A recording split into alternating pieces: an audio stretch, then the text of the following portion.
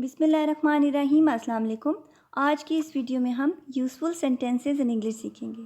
English ज़ुबान में useful sentences यानी मुफीद जुमले जो कि स्पोकन इंग्लिश में इस्तेमाल होते हैं, आज आप इस वीडियो में सीखेंगे।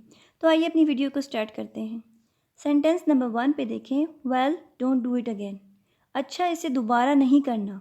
Well don't do it again. अच्छा, इसे दोबारा नहीं करना। ये सेंटेंस हम तब बोलते हैं जब किसी ने कोई गलती की है, वो हमसे माफ़ी मांग रहा है, हम उसको वार्निंग दे रहे होते हैं कि ऐसा दोबारा नहीं करना। मैं तुम्हें माफ़ तो कर दूं, लेकिन मुझे उम्मीद है कि तुम आइंदा इस तरह नहीं करोगे या तुम्हें इस तरह नहीं करना चाहिए।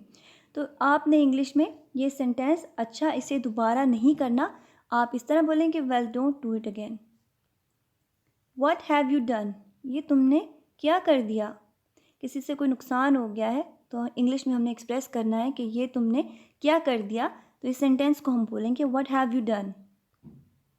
Have you been to the doctor. क्या तुम डॉक्टर के पास गए हो। Have you been to the doctor. क्या तुम डॉक्टर के पास गए हो। It will be okay in a couple of days. ये चंद दिन में ठीक हो जाएगा। It will be okay in a couple of days. ये चंद दिन में ठीक हो जाएगा। It will be okay in a couple of days. It won't take long. इस पर ज़्यादा देर नहीं लगेगी। It won't take long. इस पर ज़्यादा देर नहीं लगेगी। I had my hair cut yesterday. मैंने कल बाल कटवाए। अब याद रखिएगा, येस्टरडे, टुडे, टुमारो, इनको आपने सेंटेंस में लास्ट पे लिखना है, क्योंकि इनकी पोजीशन अगर आपने प्रॉपर इंग्लिश बोलनी है तो आपको याद रखना है कि इसका सेंटेंस का पैटर्न इस तरह है। I had my hair cut yesterday. Yesterday का मतलब होता है गुजरा हुआ कल, और वो कल जो आने वाला होता है उसको टुमारो कहते हैं।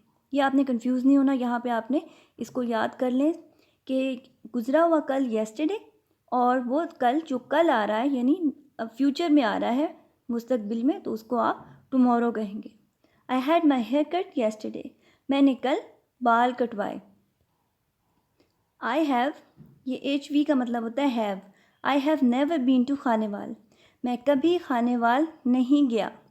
आई have never been to Khanewal. मैं कभी खानेवाल नहीं गया।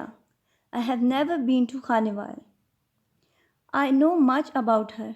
मैं इसके बारे में काफ़ी जानता हूँ या जानती हूँ। आई जब आपने यूज़ किया तो इसका मतलब है ये लड़की और लड़के दोनों के लिए सेंटेंस इसी तरह बोला जाएगा।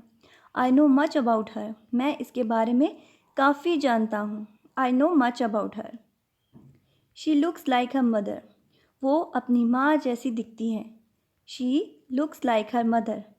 वो अपनी माँ या अम्मी जैसी दिखती हैं। She looks like her mother.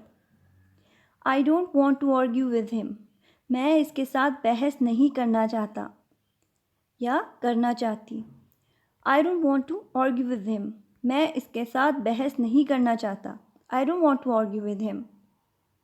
Have you been here before. क्या तुम पहले कभी यहाँ आए हो। Have you been here before. क्या तुम पहले कभी यहाँ आए हो। I don't know her whereabouts. मुझे इसका अता पता नहीं मालूम। वेयर अबाउट्स का मतलब होता है अता पता, यानी उसके बारे में कि वो कहाँ रहती है, किधर उसकी रिहाइश है, या वो कहाँ रहती है, किधर काम करती है, मुझे इसके बारे में कुछ नहीं पता। तो आपको सेंटेंस अगर इंग्लिश में बोलना है तो आप इस तरह बोलेंगे, I don't know her whereabouts. मुझे इसका अता पता नहीं मालूम। All you have to do is deliver this parcel. बस तुम्हें सिर्फ ये पार्सल पहुँचाना है। All you have to do is deliver this parcel. बस तुम्हें सिर्फ ये पार्सल पहुंचाना है। All you have to do is deliver this parcel. Let's get you to the doctor. चलो तुम्हें डॉक्टर के पास ले चलें। Let's get you to the doctor. चलो तुम्हें डॉक्टर के पास ले चलें। उम्मीद करती हूँ कि आज की वीडियो में भी आपने स्पोकन इंग्लिश के बहुत सारे सेंटेंसेस सीखे होंगे। अपना ढेर सारा ख्याल रखिएगा। अल्लाह हाफ़िज़।